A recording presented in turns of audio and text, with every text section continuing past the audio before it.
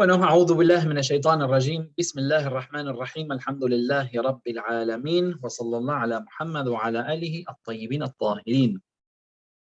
Estábamos hablando sobre la sura Zalzala o Az-Zalzala, el terremoto, y es la sura número 99. Faltaba la última parte y ya vamos a empezar también con la sura número 98, inshallah. Pero vamos a ver algunos puntos y luego vamos a finalizar con esta sura y comenzar con la sura próxima, inshallah. Muy bien. Ahí tenemos Suratul Qadr. No. Ahí está, muy bien, mashallah. Muy bien. Entonces, hay una precisión sobre cómo es el cómputo en el Yawmul Qiyamah, que habla del Hisab, del Yawmul Qiyamah. Entonces, dice, no solamente de las aleyas mencionadas, sino también de muchas otras, entendemos que el cómputo del día del juicio será muy preciso. Acuérdense que habla de que hasta algo como un átomo, del tamaño de un átomo, ese día se verá tanto de bien como de mal. O sea, el hombre, وَمَنْ يَعْمَلْ, pues quien haga مِثْقَالَ ذَرَّةٍ خَيْرًا يَرَهُ, ¿sí? Algo chiquitito del tamaño de un átomo, lo verá. وَمَنْ يَعْمَلْ مِثْقَالَ ذَرَّةٍ شَرًّا يَرَهُ. Y también lo mismo sucederá con el que hace algo tan pequeñito como el peso de un átomo, como dice allí, de mal lo verá. Es decir, nada se oculta a Dios. Tenemos en la sura Luqman, donde Luqman habla al hijo, en las primeras aleyas donde habla con su hijo, dice, Ya bunay, oh hijito mío, por cierto que aunque un acto bueno o malo tuviera el peso de un grano de mostaza, saben que el grano de mostaza es el más pequeño que existe, dice, y estuviera oculto en una roca, ya sea en los cielos, ya sea en la tierra, Dios los descubrirá, porque Dios es revelador omnisciente. Entonces, acá en esta otra ley también, Allah subhanahu wa ta'ala, no hace falta buscarla esta ley, para el dato de los estudiantes, Surat Luqman es la sura número 31, la ley 16, pero no hace falta que vayamos hasta allí. Simplemente citar esta ley en donde también Dios nombra el grano de mostaza, porque el grano de mostaza es el grano más pequeño que existe. De esta manera Dios nos está mostrando que hasta lo más chiquitito se va a incluir en el cómputo.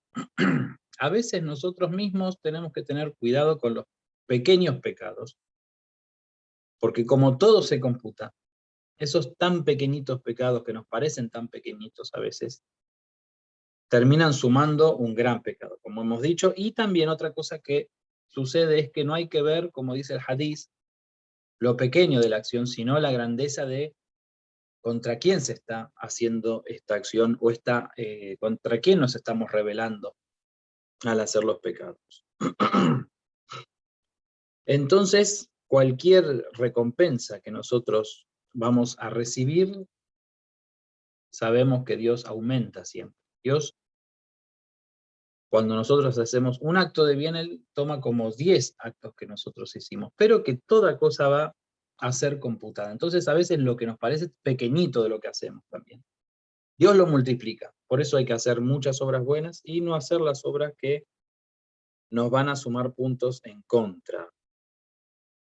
Muy bien.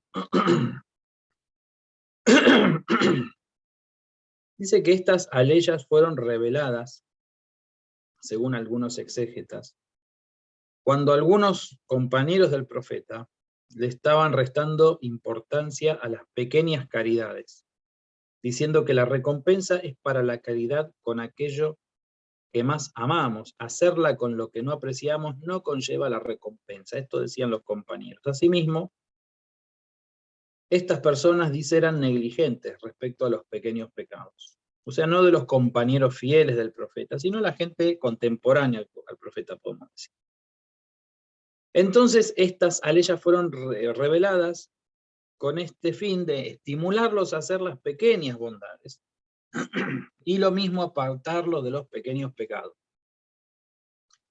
Entonces nosotros no tenemos que ponernos a pesar nosotros en nuestra balanza los actos buenos o los actos piadosos o los pecados también y decir, bueno, esto es chiquitito, esto no pesa, esto no, porque eso realmente cuenta. Lo mismo, no decir, bueno, esta obra que hice no vale nada, no, ante los ojos de Allah sí que vale y Dios la aumenta también. Muy bien.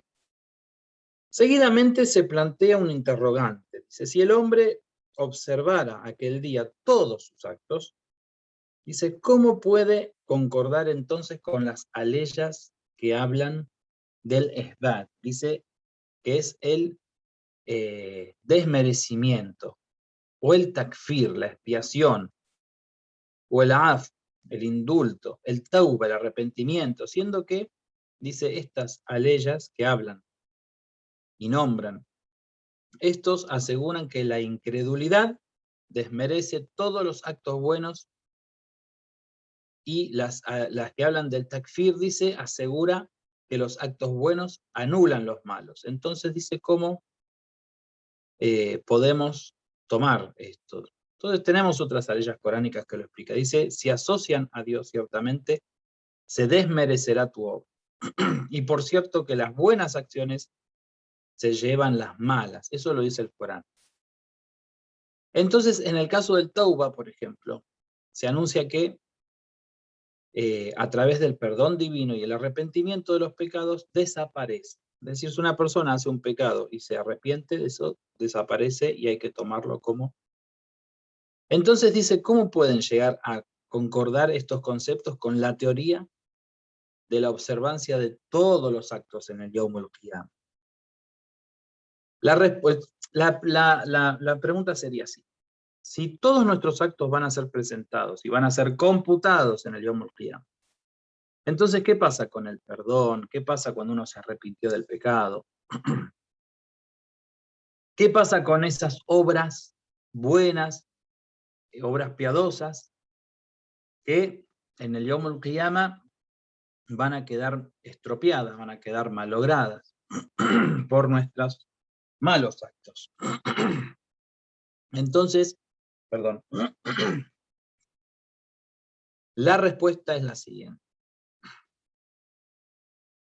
En este caso, en estas aleyas que hemos nombrado, y en la misma sura que estamos también trayendo y estamos estudiando, que es Zalzala, dice que el hombre observará todos sus actos, sean ellos buenos o sean malos. Entonces, esto dice conforma una norma general, y obviamente cada ley puede que tenga excepciones. Las aleyas mencionadas son precisamente una excepción a esta ley general. Y otra respuesta es que en el Yawm al-Qiyamah, en el día del juicio, el hombre va a ver el resultado final de sus obras. Entonces, esta visión equivale a la visión de todos sus actos. Como ejemplo, podemos afirmar que no verá las buenas acciones que, por ejemplo, se han estropeado por su incredulidad. Tampoco va a ver las malas acciones que fueron depuradas por los buenos actos. Es decir, va a ver el resultado. Eso es lo que va a haber a nivel general. Es decir, Allah subhanahu wa ta'ala en la cuenta toma absolutamente todo con precisión. Pero lo que va a haber es el resultado de esa cuenta. ¿Sí? Para hacerlo más sencillo. Muy bien. Entonces, dice, según se relata, Abdullah ibn Mas'ud consideraba a estas dos últimas aleyas, las dos últimas aleyas que فَمَنْ يَعْمَلْ مِثْقَالَ ذَرَّةٍ, y las denominabas al-Jami'a, las englobadoras, las que han también reunido, podemos decir, Y realmente es así, puesto que, dice, una fe profunda en ellas es suficiente como un orientador para el hombre hacia el camino de la verdad y el alejamiento de toda la maldad y la corrupción. Es decir, que aquí se engloba en estas dos aleyas todo lo que necesita el hombre para poder llevar una vida correcta. Es decir, que todo lo bueno que va a hacer va a quedar evidenciado y va a quedar registrado, y el mismo hombre va a ser partícipe y lo va a ver el día del juicio. Por lo tanto, nunca va a escatimar en las obras, no importa si son pequeñas o grandes. Es como la persona generosa, que cuando tiene mucho da mucho y cuando tiene poco da poco, pero da. Entonces, porque sabe realmente cuál es el resultado. Entonces, en este caso, el hombre, el ser humano, cuando sabe realmente que todo tiene un peso y que todo tiene un valor, entonces va a hacer, sea poco, sea mucho, dentro de sus capacidades siempre va a hacer y no va a dejar de hacer. Mientras que cuando sabe que toda obra del mal, digamos, del shar, como dice ahí, del mal, también es pesada, tiene un peso, entonces, sea un poco de peso, o sea, mucho peso, lo va a evitar, va a tratar de no hacerlo. Y con eso ya, digamos, va a haber tenido una gran enseñanza para vivir toda su vida bajo esas dos reglas. فَمَنْ يَعْمَلْ مِثْقَالَ ذَرَّةٍ خَيْرًا يَرَهُ وَمَنْ يَعْمَلْ مِثْقَالَ ذَرَّةٍ شَرًّا يَرَهُ. ¿Sí? Entonces, bueno, cuentan que Ibn Mas'ud las llamaba de esta manera, porque bueno, ellas son una, digamos, lo que engloba todo lo que vamos a practicar en nuestra vida con mucho cuidado. Y entonces cuenta aquí el libro que una vez un hombre le dijo al profeta, enséñame de lo que Dios te ha enseñado. Entonces dice que el profeta encargó a uno de sus compañeros que le enseñara el Corán y comenzó a leer esta sura al-Zalzala. Entonces el alumno le dijo, me basta, ya está, es suficiente. El profeta le aconsejó, a este alumno, dijo, déjalo, porque ciertamente se ha convertido en un sabio. Es decir, cuando leyó estas aleyas, esta persona entendió todo, entendió con claridad que nada, absolutamente nada, queda fuera de lo que es el resguardo de Allah subhanahu wa ta'ala, de la vista de Allah subhanahu wa ta'ala, y que se nos van a presentar todos nuestros actos en el Yawm al-Qiyamah. Y aquí tenemos que, según otro relato, cuando la ley ya se reveló, Abu Sa'id al-Khudri, dice, preguntó al mensajero de Dios, dice, ¿es que acaso veré todas mis acciones? El profeta respondió, sí.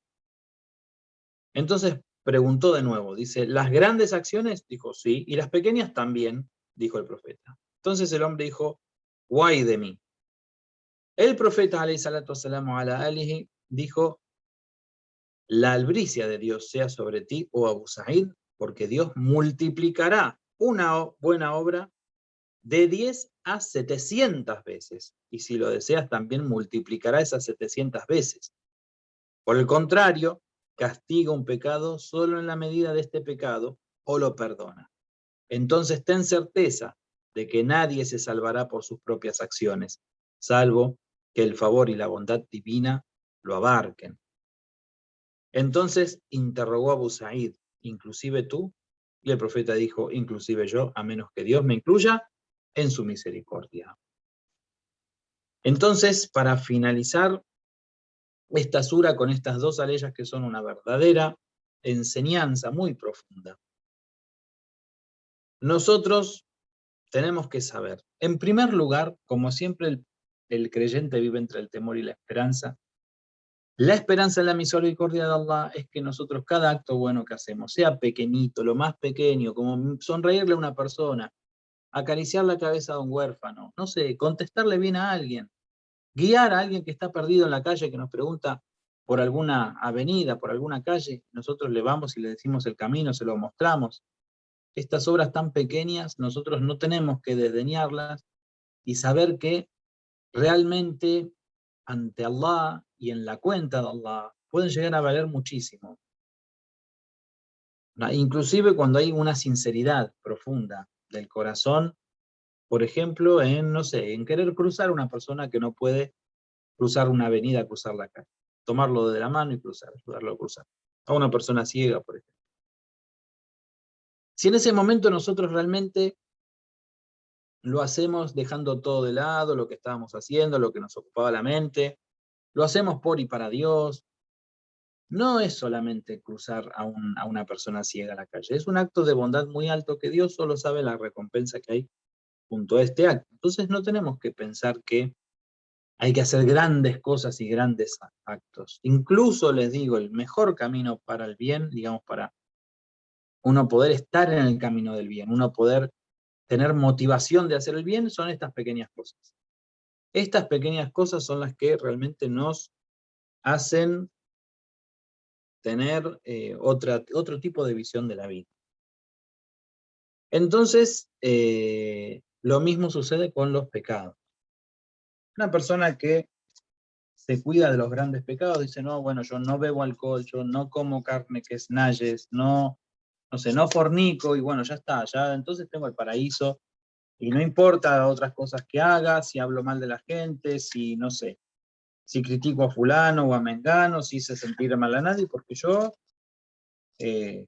por ejemplo, cuando llega el mes de Zulhijja, la época de la peregrinación, pido perdón a la gente si la traté mal, o antes de empezar el ayuno a Ramadán, pido perdón, entonces yo con el perdón ya está, y yo los grandes pecados no los hago. Hay mucha gente que hace así, lamentablemente, quizá es muy duro y quizás son muy opresores con los empleados, con la gente que tienen a cargo y todo, pero después se cuidan de otros grandes pecados. Quizás no fornican, pero todo el maltrato que hacen con la gente, o la usura, o lo que fueran a hacer, es mucho peor que la fornicación, porque lo hacen constantemente. Entonces termina siendo peor. Por eso no hay que, digamos, ser despreocupado con las cuestiones de las obras que se realizan. Walhamdulillahi Rabbil Alamin, vamos a dar fin a esta sura, el Surat Zalzala, y vamos a comenzar con la sura Al-Bayyinah, la sura número 98, inshallah, que está muy bien. Suratul Qadr, no, Suratul Bayyinah. Suratul Qadr, ahí está, muy bien. La vamos a ver después. Y durante el mes de Ramadán, no la vimos, Suratul Qadr, así que podemos verla. Muy bien. Entonces, esta sura, que significa la evidencia, y es una sura que tiene 8 aleyas un poquito más largas que las que veníamos viendo, y que es una sura que fue revelada en la ciudad de Medina, es de las suras medinenses. Muy bien. Entonces, según lo que dice el contenido de la sura, lo más sabido es que ha sido revelada en Medina, en la ciudad de Medina, así como su propio contenido lo confirma, puesto que en ella se cita reiteradamente a los adeptos del libro. Como es de saber, el contacto de los musulmanes con ellos tuvo lugar en la ciudad de Medina. Saben, por ejemplo, estaban los judíos, en Medina estaban también los cristianos, y entonces, cuando hubo contacto con ellos, esto fue objeto de que algunas aleyas especiales desciendan, que hablan sobre Ahlul Kitab, que hablan sobre tanto los cristianos como los judíos. Muy bien. Entonces, en esta sura se habla también de la oración, del salat y del zakat. Entonces, aquí hace una observación. Dice que es cierto que este último, el zakat, se ha legalizado en la Meca. Pero también es cierto que su aplicación se llevó a cabo en Medina. En general, este capítulo señala la universalidad de la misión del noble profeta, con esa la bendición y la paz con su familia, esclareciendo que esa misma misión va acompañada de pruebas evidentes y que es el mismo mensaje que estaba esperando hacía tiempo los adeptos del libro. La gente de Ahlul Kitab, tanto los judíos como los cristianos, estaban esperando un profeta. Algunos de ellos habían llegado al conocimiento de que este profeta iba a aparecer en la península árabe, que iba a aparecer en la Meca. muchos de ellos tenían un conocimiento muy profundo sobre el profeta Muhammad antes de su aparición. Es decir, que tenían detalles de cómo iba a aparecer, de dónde iba a aparecer, de cuál era su nombre, incluso. Bueno, porque Jesús mismo había anunciado al Ahmad, ¿sí? Por lo tanto, tenemos que saber que cuando ellos se encuentran con el profeta, y muchos de ellos no solamente lo van a rechazar, como han hecho con otros profetas, sino que se van a enfrentar a él. Incluso algunos van a intentar asesinar al profeta. O se enfrentaban a él, o no aceptaban su mensaje, o hicieron la mubájila, o lo intentaron matar, como sucedió con un grupo de judíos que intentó matar al profeta.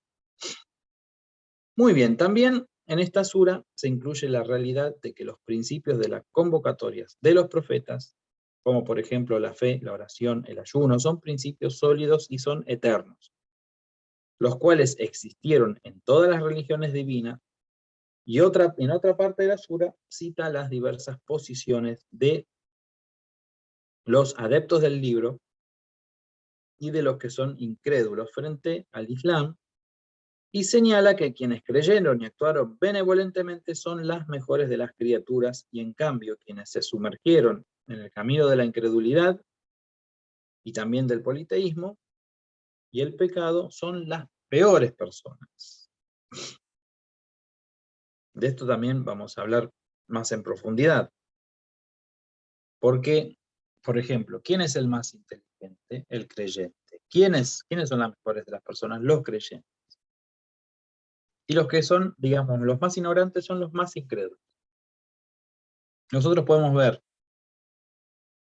muchos pensadores, muchos filósofos, muchas personalidades realmente de lo que es el ambiente intelectual, etcétera, que cuando no creen en Dios, nosotros en el Islam no los podemos tomar como personas que utilizan el aql, el intelecto.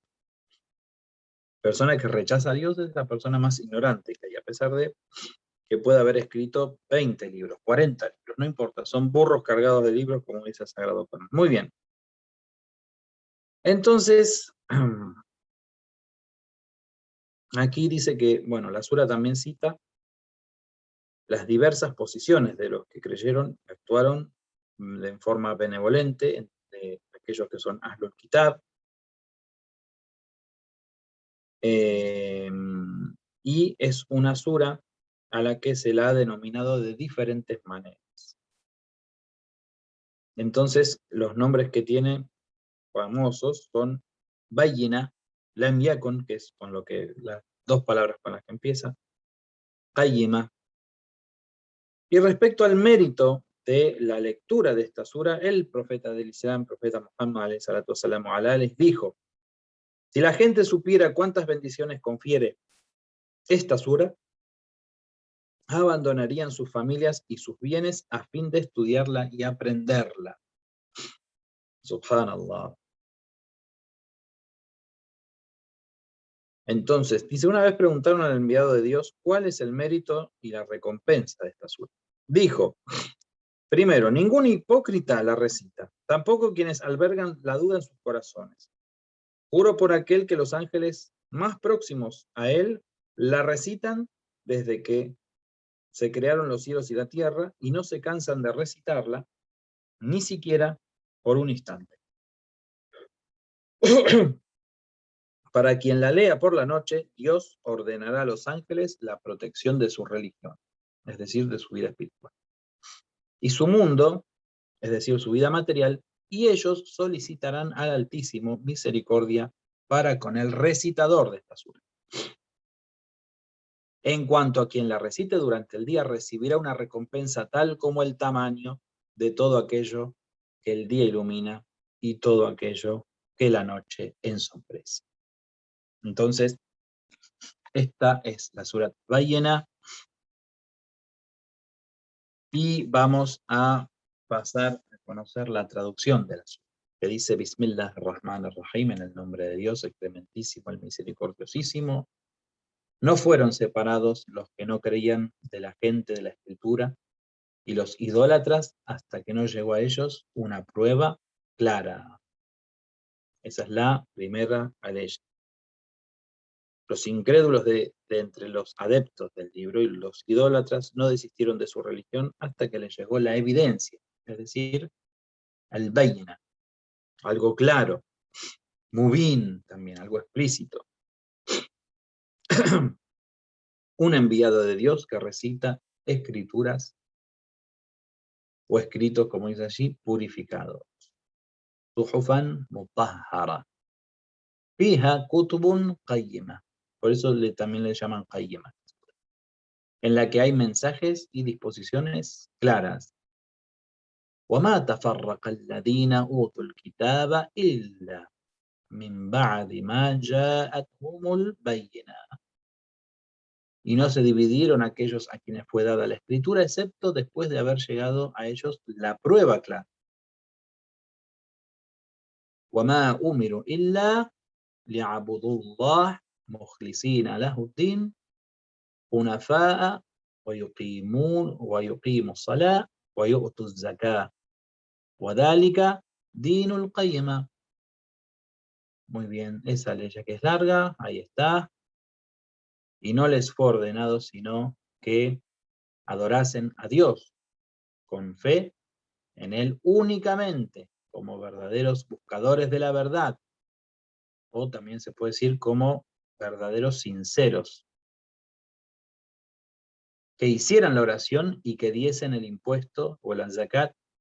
El impuesto purificador, ahora vamos a ver porque el zakat viene tazkiyah también de purificación, y que diesen el impuesto el impuesto purificador de la riqueza, y esa es la religión verdadera. Innal ladina kafaru min ahli al-kitab wal mushrikina fi nari jahannam khalidina fiha ulaika hum sharrul bariyah. Muy bien. En verdad, los que no creen de la gente de la escritura y los idólatras estarán eternamente en el fuego del infierno.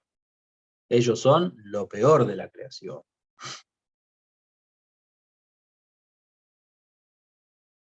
Innal ladina amanu wa amilu salihat ulaika humul khairul bariyah.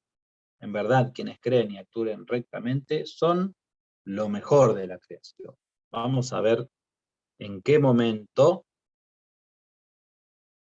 fue revelada esa ley particular que habla de Khairul Bariyah. Ya lo vamos a ver en Shabbat. Muy bien. Y continúa la última ley. جزاهم عند ربهم جنة عدن. Muy bien. Ahí está, me perdí, arriba. تجري من تحتها الأنهار خالدين فيها أبدا رضي الله عنهم ورضوا عنه ذلك لمن خشي رب. Muy bien. Su recompensa, entonces. Ahí está. Su recompensa junto a su Señor serán los jardines del Edén, de cuyas profundidades brotan los ríos, en los que estarán eternamente para siempre. Dios estará satisfecho de ellos y ellos lo estarán de él. Eso será para quien tema a su Señor. Muy bien. Sadaqallahu al-aliyyul azim. Entonces, vamos a la primera aleya, y dice que en el inicio de la sura se habla de la situación de la gente del libro, Ahlul Kitab. Y también se habla de los incrédulos. Entonces, podemos decir de los incrédulos antes de la aparición del Islam, de entre los árabes. Los incrédulos, de entre los adeptos del libro, de la gente del libro, los idólatras, no desistieron de su religión hasta que les llegó la evidencia clara.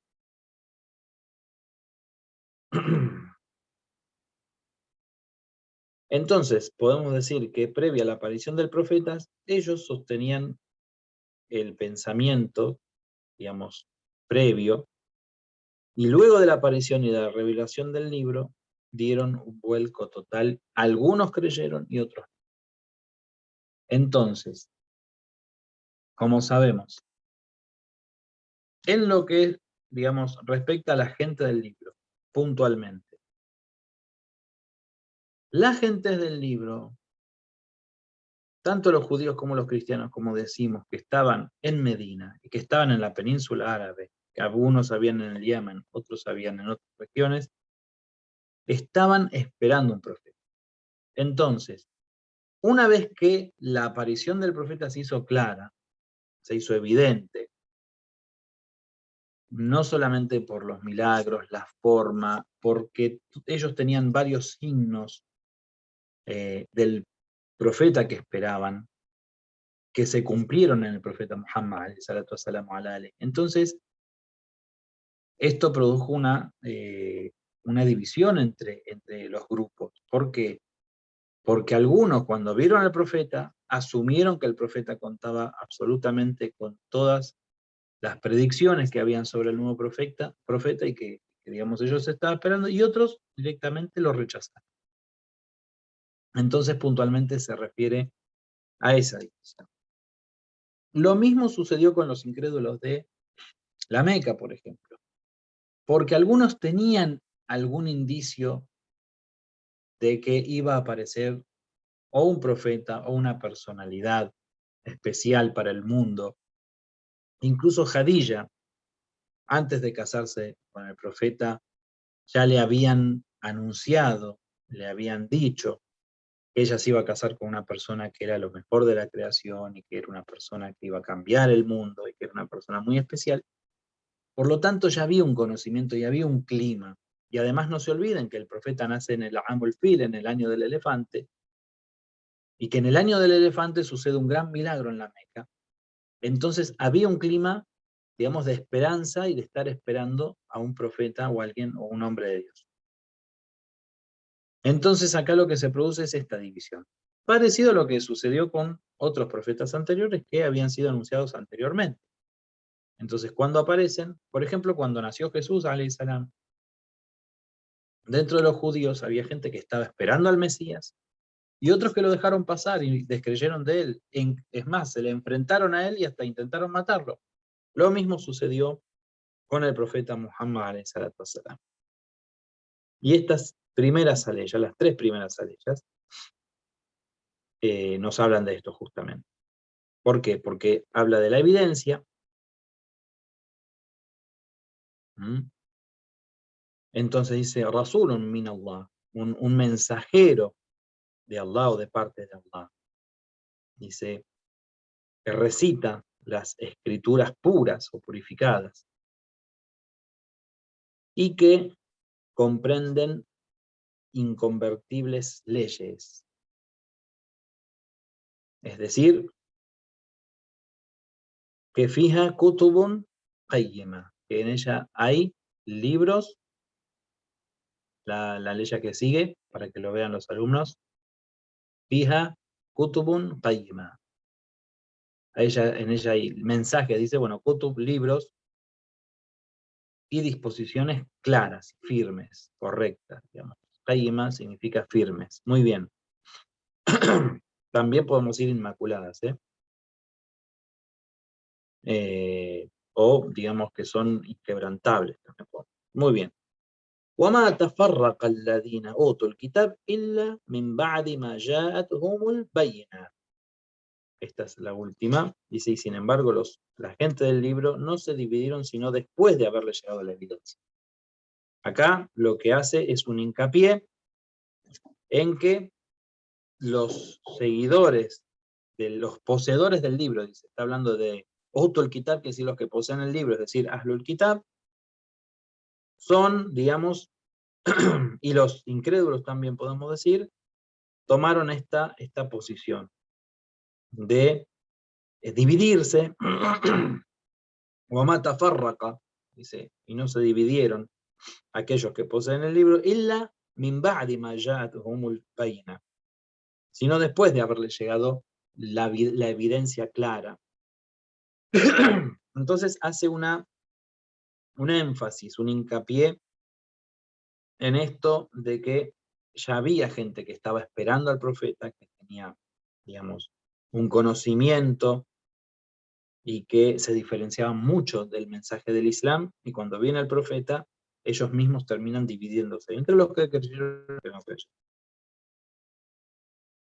Y habla también de esto, dice, de los que luego del arribo del profeta y del mensaje claro, renunciaron a sus palabras porque esperaban un profeta y lucharon en contra del profeta, excepto un grupo que se condujo por el sendero recto. Entonces, la misma, dice, se asemeja a lo transmitido por Dios en la ley 89, Suratul Baqara, que dice, cuando de parte de Allah le llega un libro corroborante del suyo, es decir, de los libros anteriores, cuando ya habían implorado a Dios la victoria sobre los incrédulos, y cuando les llegó lo que ya sabían, lo negaron. Entonces, ¿Dios qué hace? Dios los maldice, dice que la maldición de Allah caiga sobre los incrédulos. Esto en Suratul Baqara, la Aya 89. Dice exactamente lo mismo, que habían grupos que estaban esperando un profeta, que tenían en sus propios libros la venida de un profeta, que viene el profeta, que presenta las pruebas claras. ¿Y qué es lo que sucede? Ellos, a pesar de que las sabían, dice el Corán, ¿por qué? Las sabían porque justamente en los libros anteriores también había sido anunciado el profeta Muhammad con mucha claridad. Y entonces tenían evidencias de que iba a venir. Sin embargo, cuando vinieron, a pesar de que sus propios libros decían que iba a venir, y que el profeta trajo una evidencia de su venida, ellos renegaron de él. Por eso merecen la maldición de Allah subhanahu wa ta'ala, como dice en la Suratul Baqara. Entonces, el libro nos cuenta que esta parte de Ahlul Kitab estaban aguardando el surgimiento del profeta, lo mismo que los kufar de Arabia, por todo lo que habían visto de los milagros. Y entonces, bueno, como ellos mismos cayeron en la vanagloria por, digamos, considerarse los más sabios de la gente, entonces ellos mismos también por esta ignorancia a veces en la que caen las personas cuando saben mucho, ¿no? Entonces quieren saber más de lo que es realmente, quieren saber más y quieren mostrar más de lo que saben, entonces negaban la verdad. Negaban la verdad porque estaban en una posición de takabbur, de vanagloria y de engrandecimiento, que no los dejaba ver con claridad. Y entonces muchas veces también pasaba esto, ¿no? Que habían estudiado todos los temas, pero cuando ven realmente la humildad de un profeta, no pueden reconocer en esa figura tan humilde al verdadero profeta de Dios. Entonces ya esperan otra cosa, porque ellos mismos se ponen en posiciones un poco así como de reyes, ¿no? Los mismos sabios. Entonces cuando ve una persona tan sencilla, tan simple, dice, no, este que va a ser el profeta de Dios. Y bueno, sí, es el profeta de Dios. Entonces aquí nos hacen notar que en la primera ley, Ahlul Kitab fue mencionada antes que los kufar, antes que los idólatras. Este es un detalle. Y en la cuarta ley ya solo se habla de la gente del libro y ya no se menciona a los idólatras. Entonces, dice, estas actitudes aparentemente se deben a que en estos tipos de programas la gente del libro es el origen y la base. Y los idólatras, dice, son los que lo imitaban. O se debe también a que la gente del libro era más merecedora del reproche, puesto que entre ellos había muchos sabios y desde este punto de vista se ubican en el nivel superior, digamos, en desvío, ¿no? Estamos hablando que los idólatras. Por lo tanto, su exposición era más aborrecible e inaceptable y eran merecedores de un mayor reproche. ¿Por qué? Porque habían tenido una revelación de Dios de lo que iba a venir en el futuro, que era un nuevo profeta. Existe una tercera hipótesis respecto a que las aleyas en cuestión afirman que su significado es que Dios no abandonaría a los incrédulos y a la gente del libro hasta que les enviara una evidencia y les señalara el camino. Dios habría enviado al profeta del Islam para orientarlos. En esta ley ya señala la ley del favor divino, tema del cual se ocupa la teología dogmática del Islam, o el ilmul kalam. Esto significa que Dios envía pruebas claras a cada pueblo y sociedad a fin de acabar con sus vanas excusas. Paréntesis. La concepción de la historia en el Islam es que Dios no hizo desaparecer a ningún pueblo sin antes haberle advertido acerca de su realidad, su existencia, su programa, su mensaje y el mensaje de todos los profetas. Entonces, está hablando de esta cuestión. El vocablo bayyina significa evidencia, prueba clara, algo que es explícito, algo que está clarísimo. De ahí también viene la palabra mubin, algo que es claro. ¿Vieron cuando dicen o el kitab, el mubin, un libro explícito, algo que no deja dudas, digamos?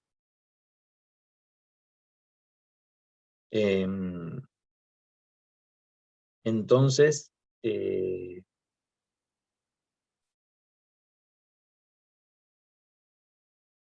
término suhuf es el plural de sahifa, significa papel para la escritura, y en este caso particular significa el contenido de esos papeles, puesto que el profeta jamás leyó nada.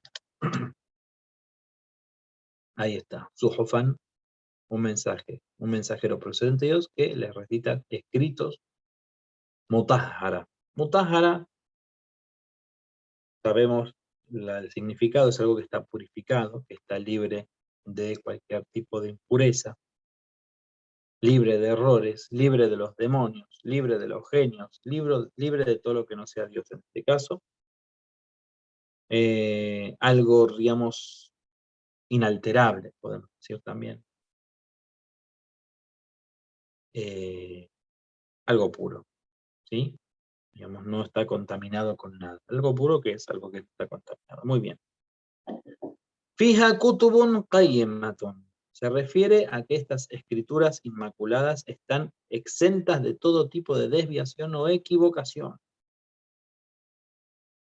Nosotros revelamos el zikr, al recuerdo, y nosotros somos para él los custodios, dice en otra parte del Sagrado Corán. Kutub, que sabemos significa escritura o libros,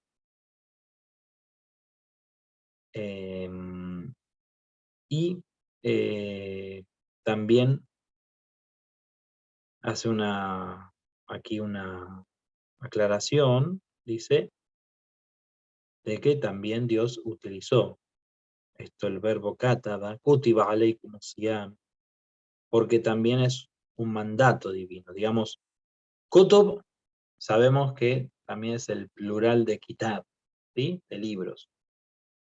Pero aquí, ¿cómo viene?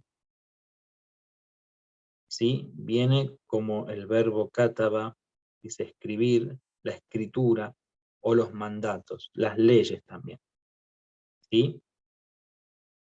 ¿Se acuerdan esas leyes de Suratul Baqara?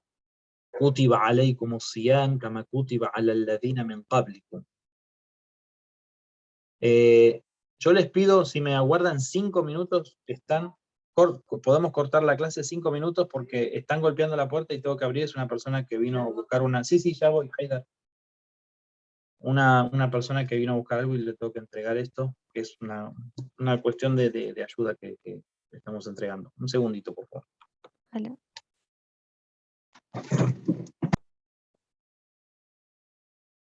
Bueno, mashallah, como vemos en pantalla, ya ayyuhalladhina amanu kutiba alaykumus siyam kama kutiba ala alladhina min qabl. Se lo podemos traducir, podemos decir que fue escrito, oh creyente, fue escrito para vosotros el ayuno. Pero el ayuno no es que fue escrito, sino que fue ordenado, ¿sí? Es un mandato, una orden también. Eso significa. Entonces, Aquí también. Fija kutubun qayyimatun. Como venimos viendo. Entonces, aquí significa mandato o leyes determinadas por Dios. Y qayyima significa algo recto, algo derecho, sólido, reforzado. También podemos decir que, digamos, contiene todos estos conceptos, ¿no? Muy bien. Entonces, la ley en cuestión viene de esta manera.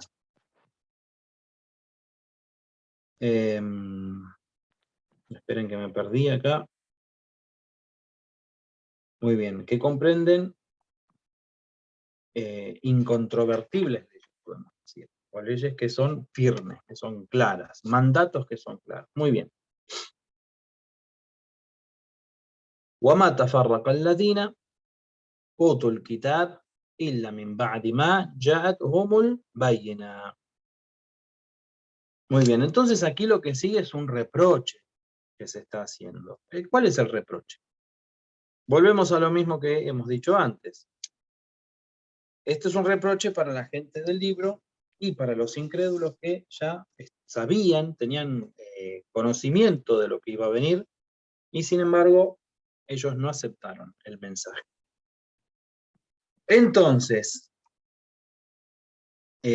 para no ser redundante y repetir estas cosas, lo que se hace es, esta expresión, que otra vez nombra a los portadores del libro, es un recuerdo, es, digamos, un tirón de orejas, por decirlo así, para aquellos que, de la gente del libro que tenían conocimiento de la llegada de un nuevo profeta. El nuevo profeta viene, aparece, no solamente dice soy el profeta, no, muestra milagros, muestra, digamos, un libro claro, muestra leyes claras, muestra todos los signos de la profecía y sin embargo lo desmiente.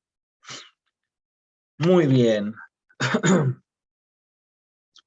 Entonces, un grupo de sabios sostienen que esta ley se refiere a Ahlul Kitab, dado que en sus propios credos existía el tema primero del monoteísmo, después que también existía el salat, también existía el zakat. Y a ello, dice, se debe el reproche del Sagrado Corán. No obstante, tampoco fueron fieles en este aspecto. Otra versión señala que se refiere al credo islámico, que no tenía otros mandatos más que el monoteísmo sincero, la oración, el zakat y algunos otros, y que obviamente ya eran conocidos por los adeptos del libro. Entonces dice, ¿por qué entonces renunciamos a ellos? O sea, ¿por qué tendríamos que renunciar a ellos? Y se dividieron. Entonces, esta segunda interpretación resulta ser la más aceptada. Es decir, que ellos ya tenían el monoteísmo, ya tenían su propio rezo, ya tenían su propio zakat. Entonces, ¿para qué tendrían que renunciar a sus creencias y aceptar el Islam? Y entonces discreparon y se dividieron, por lo cual reciben este tirón de orejas de parte de Dios. Muy bien. La primera interpretación dice solo es aplicable a los adeptos del libro y no a los incrédulos. En cambio, la segunda incluye a ambos grupos. Según algunos intérpretes, el vocablo din, en este caso, se refiere a la adoración. Y la frase illa ya'budullah enfatiza este sentido. De acuerdo a ello, la ley ya diría, cuando no se les recomendaba, sino que adorasen sinceramente a Dios. No obstante, existe la posibilidad de que din indique un conjunto de preceptos religiosos, y esto sería lo más adecuado por la amplitud que encierra el concepto de din, la religión en general. Y la frase que le sigue corrobora lo mencionado. El término hunafá, del que nombra ahí abajo, hunafá, muy bien, es el plural de hanif, derivado de la raíz hanaf. Significa desviarse del mal camino hacia el sendero. Muy bien, los árabes acostumbraban llamar a hanif a todos los que realizaban la peregrinación, y la circunstancia es porque eran seguidores de Abraham o de Ibrahim alayhi salam, que era Hanif. Entonces, aquí dice que se dilucida, basados en varios diccionarios, que originalmente este vocablo, significa desviación. En el caso del Corán, en la tradición islámica, fue utilizado para significar la desviación del politeísmo hacia el monoteísmo. O sea, desviar, digamos, el camino desde el error hacia el bien, hacia el camino del haqq.